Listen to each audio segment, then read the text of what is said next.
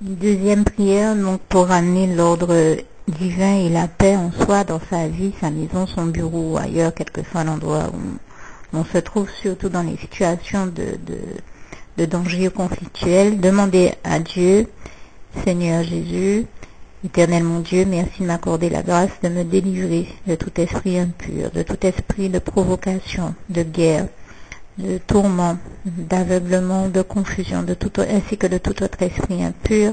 et de remplir mon cœur totalement de ta paix. Je scelle cette demande dans le sang précieux de Jésus, au nom puissant de Jésus, ainsi que la revendication de la promesse faite en Jean 14, verset 27, dans le psaume 68, verset 31, et en Romains 12, verset 2. Ne vous conformez pas au siècle présent, mais soyez transformés par le renouvellement de l'intelligence, afin que vous discerniez quelle est la volonté de Dieu, ce qui est bon, agréable et parfait. Alors Seigneur éternel mon Dieu, permets-moi de discerner, de parvenir à discerner et à accomplir toute ta volonté. Permets-moi de discerner ce qui est bon, agréable et parfait selon ta volonté. Donne-moi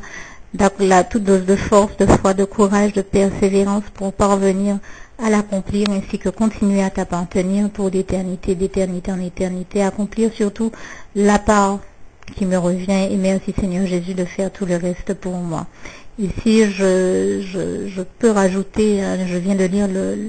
le passage en Romains 12, verset 2, mais il y a un petit passage qui est très intéressant toujours en Romains 12, c'est le verset 21. Ne te laisse pas vaincre par le mal,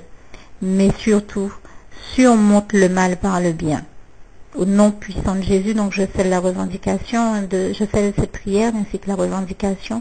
des passages faits dans le psaume 68, verset 31, Romains 12, verset 2, verset 21, dans le psaume 36, verset 10, dans le psaume 16, verset 11,